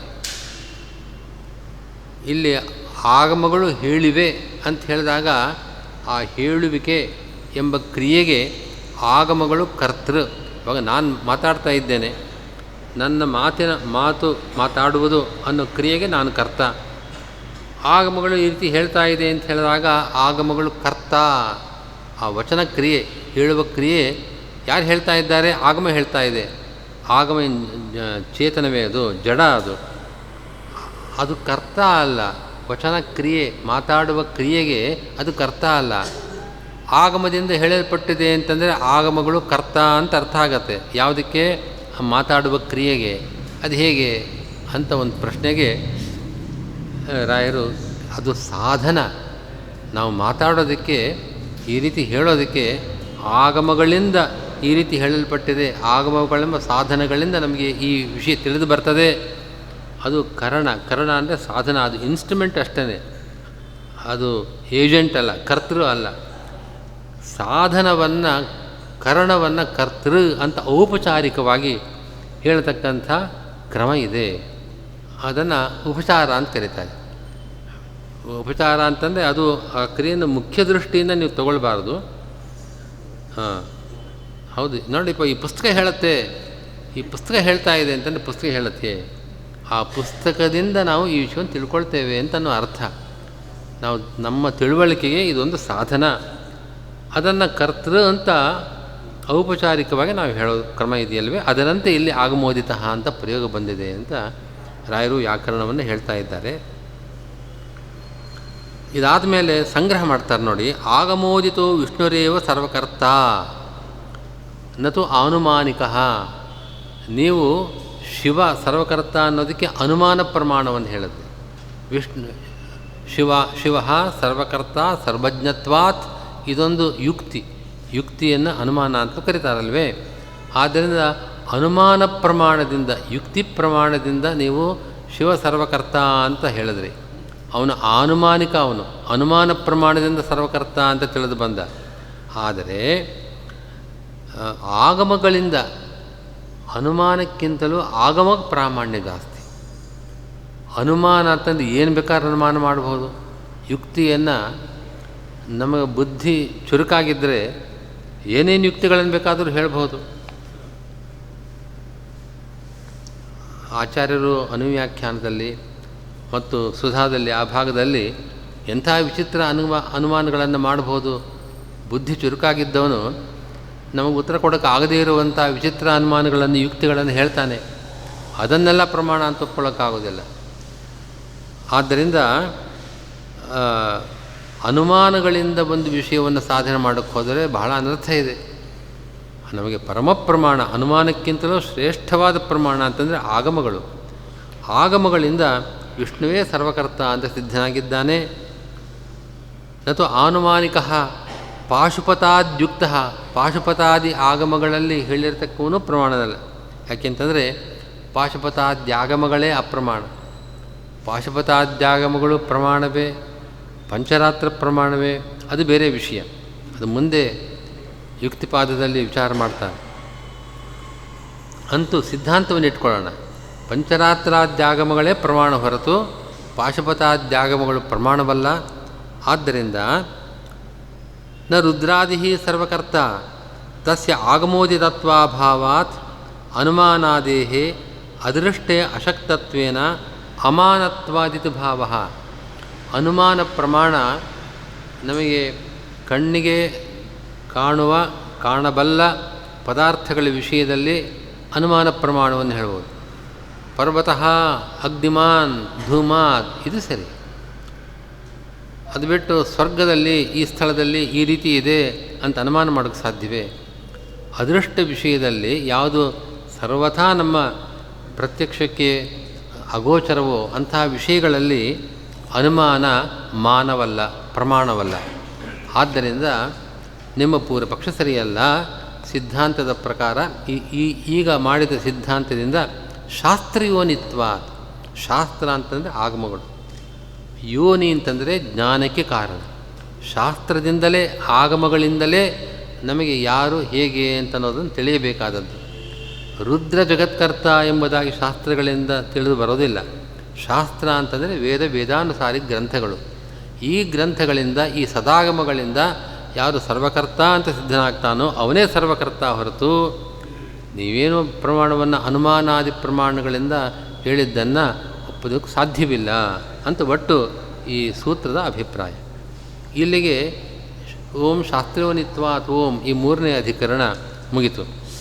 ನನ್ವಿಧಂ ಅಸತ್ ರುದ್ರಾದೇರ ಆಗಮೋದಿತತ್ವೇನ ಪಾಶುಪತಾದಿನ ವ್ಯಾಖ್ಯಾನಾತ್ ಆಗಮೇಪಿ ಏಕ ಏವ ರುದ್ರಃ ಇತ್ಯಾದಿನ ಪ್ರತೀತೇಶ್ಚ ರುದ್ರಾದಿರಪಿ ಆಗಮೋದಿತಃ ಅಸ್ತು. ಪಂಚರಾತ್ರಾದಿನ ಆಗಮೋದಿತತ್ವೇನ ವ್ಯಾಖ್ಯಾನಾತ್ ಆಗಮೇಪಿ ನಾರಾಯಣ ಏವ ಇದಮಗ್ರ ಆಸೀದಿತ್ಯಾದಿನ ಪ್ರತೀತೇಶ್ಚ ಯಥಾ ವಿಷ್ಣು ಆಗಮೋದಿತಃ ತದ್ವತ್ ಏವಂಚ ದ್ವಯೋರಪಿ ಕಾಲಭೇದೇನ ಅಸ್ತು ಸರ್ವಕರ್ತೃತ್ವಂ ದ್ವಯೋರಪಿ ಏಕೈಕದೇಶೇನ ಆಗಮೋದಿತತ್ವಂಚ ಅಸ್ತು ಇತ್ಯತವುಕ್ತಂ ಓಂ ತತ್ವಸಮನ್ವಯಾತ್ ಓಂ ಇತಿ. ಹಿಂದಿನ ಅಧಿಕರಣದಲ್ಲಿ ಮಾಡಿದ ಸಿದ್ಧಾಂತದ ಮೇಲೆ ಪುನಃ ಒಂದು ಆಕ್ಷೇಪ. ನೀವು ಹೇಳಿದ್ದು ಸರಿಯಲ್ಲ, ವಿಷ್ಣುರೇವ ಸರ್ವಕರ್ತ ಅಂತ ಹೇಳಿದ್ರಿ. ಶಾಸ್ತ್ರಯೋನಿತ್ವಾತ್ ಆಗಮಗಳಿಂದ ಅವನೇ ಸರ್ವಕರ್ತ ಅಂತ ಪ್ರತಿಪಾದಿತನಾಗಿದ್ದಾನೆ, ಆದ್ದರಿಂದ ಅವನೇ ಸರ್ವಕರ್ತ ಅಂತ ಹೇಳಿದ್ರಲ್ಲ. ಆದರೆ ಆಗಮೋದಿತತ್ವ, ಆಗಮಗಳಲ್ಲಿ ಸರ್ವಕರ್ತ ಅಂತ ಹೇಳಿರೋದು ವಿಷ್ಣು ಅಂತ ನೀವು ಹೇಗೆ ಹೇಳ್ತೀರೋ ರುದ್ರನೂ ಆಗಿದ್ದಾನೆ. ನಿಮ್ಮ ಆಗಮ ಪಾಂಚರಾತ್ರಾಗಮ ಆದರೆ ನಾವು ಹೇಳ್ತಕ್ಕಂಥ ಆಗಮ ಪಾಶುಪತಾಗಮ. ಪಾಶುಪತಾಗಮ ಈ ಆಗಮಗಳೆಲ್ಲ ವೇದಗಳ ವ್ಯಾಖ್ಯಾನ. ಅದು ಪಂಚರಾತ್ರ ಅನ್ನೋದು ಸ್ವತಂತ್ರವಾಗಿ ಏನು ಹೇಳ್ತಾ ಇಲ್ಲ. ವೇದಗಳಲ್ಲಿ ಏನಿದೆ ಅನ್ನೋದನ್ನು ಆಗಮಗಳು ತಿಳಿಸ್ತಾ ಇದೆ, ಅದು ವ್ಯಾಖ್ಯಾನ. ಪಂಚರಾತ್ರಾಗಮ ನೀವು ವೇದ ವ್ಯಾಖ್ಯಾನ ಪ್ರಮಾಣ ಅಂತ ಹೇಳುವಂತೆ ಪಾಶುಪತಾಗಮವೂ ಕೂಡ ವೇದ ವ್ಯಾಖ್ಯಾನ ರೂಪವಾಗಿದೆ, ಅದು ಪ್ರಮಾಣವೇ. ಇನ್ನು ನೇರವಾಗಿ ವೇದಕ್ಕೆ ಹೋದರೂ ಕೂಡ ವೇದದಲ್ಲಿ ಏಕೋ ರುದ್ರ ನ ದ್ವಿತೀಯಾಯ ತಸ್ಥೇ ಇಂಥ ವಾಕ್ಯಗಳು ಸಿಗತ್ತೆ. ರುದ್ರ ಸೃಷ್ಟಿಯ ಪ್ರಾರಂಭದಲ್ಲಿ ರುದ್ರ ಒಬ್ಬ ಇದ್ದ, ಇನ್ನೊಬ್ಬ ಇರಲಿಲ್ಲ, ಅವನಿಂದಲೇ ಸೃಷ್ಟಿಯಾಗಿದ್ದು ಅಂತ ಹೇಳ್ತಕ್ಕಂಥ ಸ್ಪಷ್ಟ ವಾಕ್ಯಗಳು ವೇದಗಳಲ್ಲಿ ಸಿಗ್ತಾ ಇದೆ. ಹೀಗಾಗಿ ನೀವು ಹೇಳ್ತಕ್ಕಂಥ ವೇದ ಪ್ರತಿಪಾದ್ಯತ್ವ ಸರ್ವಕರ್ತ ಎಂಬುದಾಗಿ ವೇದ ಪ್ರತಿಪಾದ್ಯನಾಗಿದ್ದಾನೆ ರುದ್ರ ಅಂತ ನಾನು ತೋರಿಸ್ಕೊಡ್ತೇನೆ ಆಧಾರಗಳನ್ನು. ಆಗಮೋದಿತತ್ವ ರುದ್ರನಿಗೂ ಇದೆ.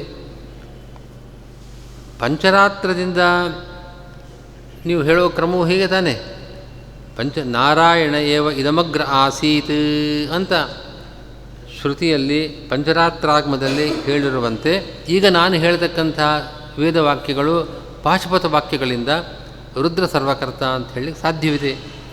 ಆದ್ದರಿಂದ ಆಗಮೋದಿತನಾಗಿದ್ದಾನೆ ವಿಷ್ಣು ಸರ್ವಕರ್ತ ಎಂಬುದಾಗಿಂತನ್ನೋದಾದರೆ, ಅದೇ ರೀತಿ ಆಗಮಗಳಿಂದ ರುದ್ರ ಸರ್ವಕರ್ತ ಅಂತಲೂ ಕೂಡ ನಮಗೆ ತಿಳಿದು ಬರ್ತಾ ಇದೆ. ಅಲ್ಲ, ನೀನಿವಾಗ ಪಂಚರಾತ್ರಾಗಮ ಬಿಟ್ಟುಬಿಟ್ಟು ಪಾಶುಪತಾಗಮದಿಂದಲೇ ಸಾಧನೆ ಮಾಡ್ತೇನೆ ಅಂತೇನು ಹೊರಟಿಲ್ಲ. ಹೀಗಾಗಿ ಒಂದು ಕಡೆ ಪಂಚರಾತ್ರಾಗಮ ಹೇಳ್ತಾ ಇದೆ ವಿಷ್ಣು ಸರ್ವಕರ್ತ ಅಂತ, ನಿನ್ನ ಆಗಮದ ಪ್ರಕಾರ ರುದ್ರ ಸರ್ವಕರ್ತ ಅಂತ ಹೇಳ್ತಾ ಇದೆ. ಯಾವುದನ್ನು ಒಪ್ಕೊಳ್ಳೋದು ಅಂತ ಪ್ರಶ್ನೆ ಬಂದರೆ ಎರಡನ್ನೂ ಒಪ್ಕೊಳ್ಳೋಣ. ಅಲ್ಲ, ಇಬ್ಬರೂ ಸರ್ವಕರ್ತ ಆಗೋಕ್ಕೆ ಸಾಧ್ಯವೇ? ಕಾಲಭೇದೇನ. ಈ ಯುಗದಲ್ಲಿ ಈ ಮನ್ವಂತರದಲ್ಲಿ ವಿಷ್ಣು ಸರ್ವಕರ್ತ ಆಗಿರ್ಬೋದು, ಮುಂದಿನ ಕಾಲದಲ್ಲಿ ರುದ್ರ ಸರ್ವಕರ್ತ ಆಗ್ತಾನೆ. ಅಥವಾ ಈ ಜಗತ್ತಿನಲ್ಲಿ ಒಂದು ಭಾಗವನ್ನು ವಿಷ್ಣು ಸೃಷ್ಟಿ ಮಾಡಿದ್ದಾನೆ, ಇನ್ನೊಂದು ಭಾಗವನ್ನು ರುದ್ರ ಸೃಷ್ಟಿ ಮಾಡಿದ್ದಾನೆ. ಹೀಗೆ ಹೇಳೋಣ. ಕಾಲಭೇದೇನ ಅಸ್ತು ಸರ್ವಕರ್ತೃತ್ವಂ ದ್ವಯೋರಪಿ ಏಕೈಕ ದೇಶೇನ. ಒಂದೊಂದು ಭಾಗವನ್ನು ಇಟ್ಕೊಂಡು ಒಟ್ಟಿನಲ್ಲಿ ಎಲ್ಲರೂ ಸೇರಿ, ಇವರಿಬ್ಬರೂ ಸೇರಿ ಸರ್ವಕರ್ತೃಗಳಾಗಿದ್ದಾರೆ. ಸರ್ವಕರ್ತೃತ್ವ ಅಂತನ್ನೋದು ಹೀಗಾಗಿ ವಿಷ್ಣುವಿಗೆ ಮಾತ್ರ. ಅವನೇ ಸರ್ವಕರ್ತ, ಆದ್ದರಿಂದ ಅವನೇ ಜಿಜ್ಞಾಸ್ಯ ಅಂತ ಹೇಗೆ ಸಾಧನೆ ಮಾಡ್ತೀರಿ ಎಂಬ ಆಕ್ಷೇಪಕ್ಕೆ ಉತ್ತರವಾಗಿ 4ನೇ ಅಧಿಕರಣ ಓಂ ತತ್ವ ಸಮನ್ವಯಾತ್ ಓಂ ಎಂಬ ಅಧಿಕರಣ ಬಂದಿದೆ. ಈ ಅಧಿಕರಣದಲ್ಲಿ ತದರ್ಥ ಸಮನ್ವಯಾದಿತಿ, ತತ್ವ ಸಮನ್ವಯಾತ್ ಎಂಬ ಸೂತ್ರದ ಅರ್ಥವನ್ನು ಆಚಾರ್ಯರು ಸಮನ್ವಯಾತ್ ಎಂಬ ಪದದಿಂದ ತಿಳಿಸ್ಕೊಡ್ತಾ ಇದ್ದಾರೆ. ವಿಷ್ಣುರೇವ ವಿಜಿಜ್ಞಾಸ್ಯ ಸರ್ವಕರ್ತ ಆಗಮೋದಿತ ಸಮನ್ವಯಾತ್. ಸಮನ್ವಯಾತ್ ಅನ್ನೋ ಪದ ಈ 4ನೇ ಅಧಿಕರಣದ ಭಾಷ್ಯ. ಇಲ್ಲಿ ಆಗಮೋದಿತ ಅನ್ನೋ ಹಿಂದಿನ ಪದವನ್ನು ಸೇರಿಸ್ಕೊಳ್ಬೇಕು, ವಿಷ್ಣುರೇವ ಅನ್ನೋ ಪದಗಳನ್ನು ಸೇರಿಸ್ಕೊಳ್ಬೇಕು. ವಿಷ್ಣುರೇವ ಆಗಮೋದಿತ ಸಮನ್ವಯಾತ್. ನಮಗೆ ಈಗ ಸಿಗತಕ್ಕಂಥ ವಾಕ್ಯ ಹೀಗೆ: ವಿಷ್ಣುರೇವ ಆಗಮೋದಿತ ಸಮನ್ವಯಾತ್. ಸಮನ್ವಯದಿಂದಾಗಿ, ಸಮನ್ವಯ ಎಂಬ ಹೇತುವಿನಿಂದ, ಯುಕ್ತಿಯಿಂದ ಆಗಮೋದಿತನಾದವನು ರುದ್ರನಲ್ಲ, ಸರ್ವಕರ್ತ ಎಂಬುದಾಗಿ ಆಗಮೋದಿತನಾಗಿರತಕ್ಕವನು ರುದ್ರನಲ್ಲ, ವಿಷ್ಣುವೇ. ನೀವೇನು ಆಕ್ಷೇಪ ಮಾಡಿದ್ದೀರಿ ಅದಲ್ಲ ಅಂತ ನಾವು ನಿರಾಕರಣೆ ಮಾಡ್ತಾಯಿದ್ದೇವೆ. ವಿಷ್ಣುರೇವ ಆಗಮೋದಿತ ಸಮನ್ವಯಾತ್.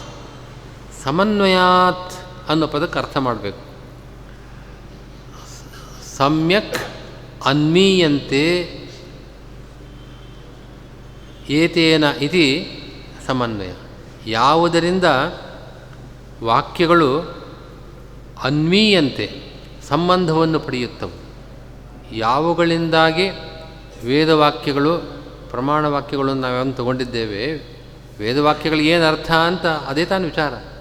ಆ ವಾಕ್ಯಗಳು ಯಾವುಗಳಿಂದಾಗಿ ಸಂಬಂಧವನ್ನು ಪಡೆಯುತ್ತವೋ ಅವು ಏನು. ಹಾಗಂದ್ರೆ ಅರ್ಥ ಅಂತಂದರೆ, ನೀವು ಒಂದು ವೇದದ ಭಾಗವನ್ನು ತಗೊಂಡು ಅದಕ್ಕೆ ಏನು ಅರ್ಥ ಅಂತ ವಿಚಾರ ಮಾಡಬೇಕಾದ್ರೆ ಅಲ್ಲಿ ಪ್ರಾರಂಭದಲ್ಲೇನೋ ಹೇಳುತ್ತೆ, ಮಧ್ಯದಲ್ಲೇನೋ ಹೇಳುತ್ತೆ, ಕೊನೆಗೇನೋ ಹೇಳುತ್ತೆ, ಏನು ಅಂತನ್ನೋದು ತೋರಿಕೆ ಮೇಲುನೋಟಕ್ಕೆ ನಮ್ಗೆ ಅದರ ಅರ್ಥ ಏನು ಅಂತ ನಿರ್ಣಯ ಮಾಡೋಕ್ಕಾಗೋದಿಲ್ಲ. ಹೀಗಾಗಿ ಇಂಥ ಗ್ರಂಥಗಳ ವೇದಗಳ ವ್ಯಾಖ್ಯಾನ ಮಾಡಬೇಕಾದ್ರೆ ಶಾಸ್ತ್ರದಲ್ಲಿ ಕೆಲವು ಕ್ರಮಗಳನ್ನು ಹೇಳಿದ್ದಾರೆ. ಅದೇ ಉಪಕ್ರಮಾದಿ ಲಿಂಗಗಳು ಅಂತ ಕರೀತಾರೆ. ಪ್ರಾರಂಭದಲ್ಲಿ ಏನು ಬಂದಿದೆ, ಉಪಸಂಹಾರ ಆ ಭಾಗದ ಕೊನೆಯಲ್ಲಿ ಏನು ಬಂದಿದೆ, ಯಾವುದನ್ನು ಆ ವಾಕ್ಯಗಳು ಪದೇ ಪದೇ ಒತ್ತು ಕೊಟ್ಟು ಹೇಳ್ತಾ ಇವೆ, ಮತ್ತು ಹೊಸ ವಿಷಯಗಳೇನು ಹೇಳ್ತಾ ಇದೆ, ಇದೆಲ್ಲ ನಮಗೆ ಈ ವೇದವಾಕ್ಯಗಳಿಗೆ ಇದೇ ಅರ್ಥ ಅಂತ ನಿರ್ಣಯ ಮಾಡೋದಕ್ಕೆ ಅದು ಸಾಧನಗಳು. ಅದನ್ನು ತಾತ್ಪರ್ಯ ಲಿಂಗಗಳು ಅಂತ ಕರೀತಾರೆ. ತಾತ್ಪರ್ಯ ಅಂತಂದರೆ ಇದಕ್ಕೆ, ಈ ಭಾಗಕ್ಕೆ, ಈ ವಾಕ್ಯಗಳಿಗೆ ಈ ವಿಷಯವನ್ನು ಹೇಳುವ ಅಭಿಪ್ರಾಯ. ತಾತ್ಪರ್ಯ ಅಂದರೆ ಅಭಿಪ್ರಾಯ. ಈ ವಾಕ್ಯಗಳಿಗೆ ಈ ವಿಷಯವನ್ನು ಹೇಳುವ ಅಭಿಪ್ರಾಯವಿದೆ ಅಂತ ನಾವು ನಿರ್ಣಯ ಮಾಡಬೇಕು. ತಾತ್ಪರ್ಯವನ್ನು ನಿರ್ಣಯ ಮಾಡುತ್ತೆ. ತತ್ಪರ, ಇದರ ಪರವಾಗಿದೆ. ಈ ಭಾಗ, ಈ ವೇದವಾಕ್ಯಗಳು ಈ ಅರ್ಥದ ಪರವಾಗಿವೆ ಎಂಬುದಾಗಿ ನಾವು ನಿರ್ಣಯ ಮಾಡ್ತೇವಲ್ಲ, ಇದನ್ನು ತಾತ್ಪರ್ಯ ನಿರ್ಣಯ ಅಂತ ಕರಿತೇವೆ. ಈ ತಾತ್ಪರ್ಯ ನಿರ್ಣಯ ಮಾಡೋದಕ್ಕೆ ಸಾಧನಗಳು ಇವು: ಉಪಕ್ರಮ, ಉಪಸಂಹಾರ, ಅಭ್ಯಾಸ, ಅಪೂರ್ವತ, ಫಲ, ಇಂಥ ಹೀಗೆ ಒಂದು 6 ಪ್ರಮಾಣಗಳನ್ನು ಹೇಳ್ತಾರೆ. ಉಪಕ್ರಮಾದಿ ಷಡ್ವಿಧ ತಾತ್ಪರ್ಯ ಲಿಂಗಗಳು ಅಂತ ಶಾಸ್ತ್ರದಲ್ಲಿ ಅದನ್ನು ವ್ಯವಹಾರ ಮಾಡ್ತಾರೆ. ಇವುಗಳಿಂದಾಗಿ, ಉಪಕ್ರಮಾದಿ ಲಿಂಗಗಳಿಂದಾಗಿ, ಲಿಂಗ ಅಂತಂದರೆ ಯುಕ್ತಿ, ಉಪಕ್ರಮಾದಿ ನ್ಯಾಯಗಳು, ಯುಕ್ತಿಗಳು, ಅವುಗಳಿಂದಾಗಿ ನಮಗೆ ಈ ವಾಕ್ಯಕ್ಕೆ ಇಲ್ಲಿ ತಾತ್ಪರ್ಯವಿದೆ, ಈ ಪದಕ್ಕೆ ಈ ಅರ್ಥವನ್ನು ಹೇಳುವ ಅಭಿಪ್ರಾಯವಿದೆ ಅಂತ ತಿಳಿದು ಬರುತ್ತಲ್ವೇ. ಆದ್ದರಿಂದ ಯಾವುಗಳಿಂದಾಗಿ ವಾಕ್ಯಗಳಿಗೆ, ಪದಗಳಿಗೆ ಇಲ್ಲಿ ತಾತ್ಪರ್ಯವಿದೆ ಎಂಬುದಾಗಿ ತಿಳಿದು ಬರುತ್ತವೋ ಆ ವಾಕ್ಯಗಳಿಗೆ ಈ ವಿಷಯದಲ್ಲಿ ಸಂಬಂಧ, ಒಂದು ವಾಕ್ಯಕ್ಕೂ ಅದು ಹೇಳುವ ವಿಷಯಕ್ಕೂ ಸಂಬಂಧ ಏನು? ಅದರ ತಾತ್ಪರ್ಯ, ಆ ವಾಕ್ಯದ ತಾತ್ಪರ್ಯ ಈ ವಿಷಯದಲ್ಲಿದೆ. ತಾತ್ಪರ್ಯ ಅನ್ನೋದು ವಾಕ್ಯಕ್ಕೂ ವಿಷಯಕ್ಕೂ ಸಂಬಂಧ. ಅದು ಈ ವಾಕ್ಯದ ಸಂಬಂಧ ಇಲ್ಲಿದೆ. ಏನು ಸಂಬಂಧ ಅಂದರೆ ತಾತ್ಪರ್ಯವೆಂಬ ಸಂಬಂಧ. ಹೀಗೆ ಅನ್ವಯ, ಅನ್ವಯ ಅನ್ನೋ ಪದ ಸಂಬಂಧ ಅನ್ನೋ ಅರ್ಥದಲ್ಲಿ ಪ್ರಯೋಗವಿದೆ. ಲೋಕದಲ್ಲೂ ಕೂಡ ಒಂದಕ್ಕೊಂದು ಅನ್ವಯವೇ ಇಲ್ಲ ಅಂದರೆ ಸಂಬಂಧವಿಲ್ಲ ಅಂತ ಅರ್ಥ. ಹಾಗೆ ವಾಕ್ಯಗಳಿಗೆ ಆ ವಿಷಯದಲ್ಲಿ ಸಂಬಂಧವನ್ನು, ಅನ್ವಯವನ್ನು, ಸಂಬಂಧವನ್ನು ಯಾವುದರಿಂದ ನಾವು ತಿಳ್ಕೊಳ್ತೇವೋ ಅದು ಅನ್ವಯ. ಅದು ಸಮನ್ವಯ ಆಗಬೇಕಾದ್ರೆ ಸರಿಯಾಗಿ ಆ ಸಂಬಂಧವನ್ನು ತಿಳಿಸ್ತಕ್ಕಂಥ ಯುಕ್ತಿಗಳಾಗಬೇಕು. ಹೀಗಾಗಿ ಸಮನ್ವಯ ಅನ್ನೋ ಶಬ್ದಕ್ಕೆ ಉಪಕ್ರಮಾದಿ ತಾತ್ಪರ್ಯ ಲಿಂಗಗಳು ಅಂತ ಅರ್ಥ. ಹೀಗೆ ಉಪಕ್ರಮಾದಿ ತಾತ್ಪರ್ಯ ಲಿಂಗಗಳಿಂದ ನಾವು ಆಗಮಗಳಿಗೆ ಈ ಅರ್ಥ ಅಂತ ನಿರ್ಣಯ ಮಾಡಬೇಕು ಹೊರತಾಗಿ ಸುಮ್ಮನೆ ಏನೋ ಒಂದು ಪದ ಕೇಳಿದ್ವು, ಇನ್ನೇನೋ ವಾಕ್ಯ ಏನೋ ಅರ್ಥ ಆಯಿತು, ಈ ತೋರಿಕೆಯ ಅರ್ಥದಿಂದ ವಾಕ್ಯದ ಅರ್ಥ ನಿರ್ಣಯ ಮಾಡ್ತಕ್ಕದ್ದಲ್ಲ. ಹೀಗಾಗಿ ನಾವು ಚೆನ್ನಾಗಿ ವಿಚಾರ ಮಾಡಿ ಉಪಕ್ರಮಾದಿ ಆ ತಾತ್ಪರ್ಯ ನಿರ್ಣಾಯಕವಾದ ಲಿಂಗಗಳಿಂದ ವಿಚಾರ ಮಾಡಿದಾಗ ವಿಷ್ಣುವೇ ಸರ್ವಕರ್ತ ಎಂಬುದಾಗಿ ಆಗಮೋದಿತನಾಗಿದ್ದಾನೆ, ಹೊರತು ರುದ್ರಾದಿಗಳಲ್ಲ. ಇದು ಸಂಕ್ಷಿಪ್ತವಾದ ಒಂದು ವಿವರಣೆ. ನಾಳೆ ಮುಂದಿನ ವಿಷಯವನ್ನು ಹೇಳ್ತೇನೆ. ನಾಳೆ ಇಲ್ಲ, ನಾಳೆ ಉಪಕ್ರಮ ಇದ್ದದ್ದರಿಂದ ನಾಡಿದ್ದು ಮುಂದುವರಿಸ್ತೀವಿ.